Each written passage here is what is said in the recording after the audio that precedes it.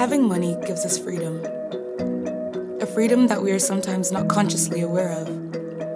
We are so fortunate, and we don't realize it because consumption is a given part of our everyday lives. But especially during this festive season, we should be thinking about those who are impoverished in this world. So I decided to speak to a few ladies who accepted the challenge of living below the poverty line, organized by Amnesty International Maastricht students. With €2.90 to survive on a day, I wanted to see how they did.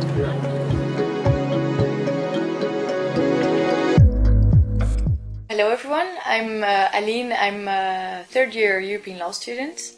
I live in Brussels, but I'm half French, half Dutch, and I decided to take the challenge Live Below the Line this week. My name is Britte, and I'm a second year UCM student. Hey, I'm Helena. I'm the president of Amnesty International Maastricht students, and I'm from UCM, and we've been working for the past couple of months to set up this Live Below the Line challenge to make people more aware about living under the poverty line, not just in the global south, but also in Europe.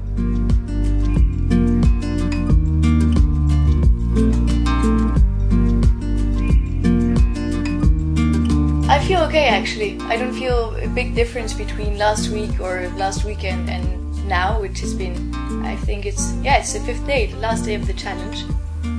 I feel like having chocolate.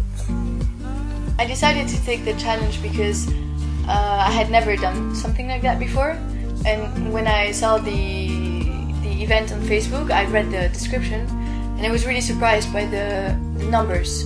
Really, I was shocked, like 1, 2, 3, now someone died of poverty. What I noticed is, like, when I first started, I made this list of things that I thought I really needed. Like, I really need to buy apples, and I really need to buy milk, and I really need to buy oats, and I really need to buy this. And then when I looked at my shopping list, I was like, yeah, this is 20 euros or something. That's not gonna work.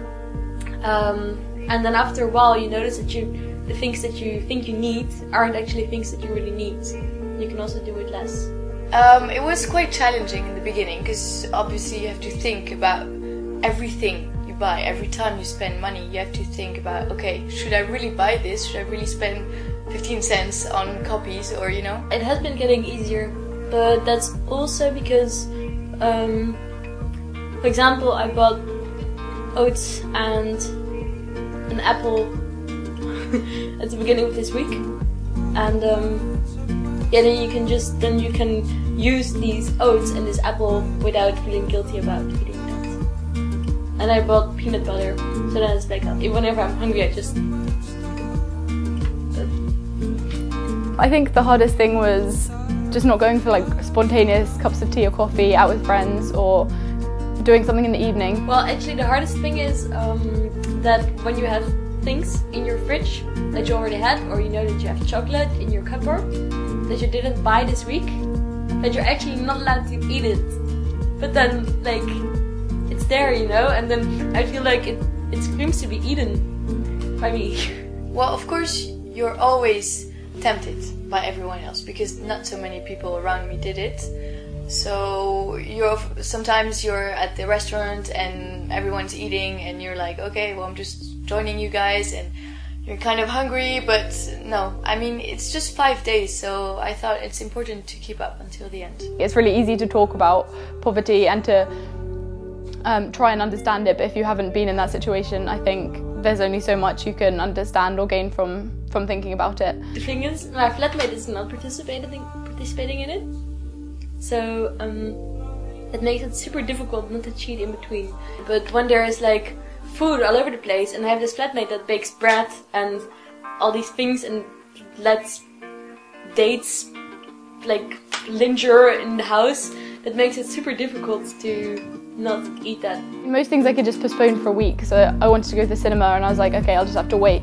But I mean, that's also one of the limitations of the challenge, because if we'd done it for a really long time, you would realise that poor people can't just postpone things. It's not about not having enough money for a short time, it's a really long-term thing. You know, that was really something that touched me, and then I thought, okay, I mean, what does it mean for me? It's a big deal, but it takes only 5 days, and it can help people maybe. I'm in the privileged position that I can choose to stop doing the challenge after 1 week? I think a week is enough to gain enough of an understanding about some of the social challenges and general pressures that poor people would face, but it's definitely not enough time to make you realise how hard it really is. I'll go back to my normal spending habits. But it's really good to make you aware of your spending habits and of how other people cannot afford to spend the way that you do.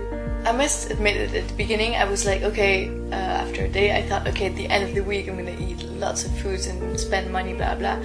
But now I'm thinking, no, I didn't do this in order to just throw all the money away, so I'm not gonna celebrate in any special way. I think I'm even gonna try to lower my consumption and think a bit more about how I spend my money.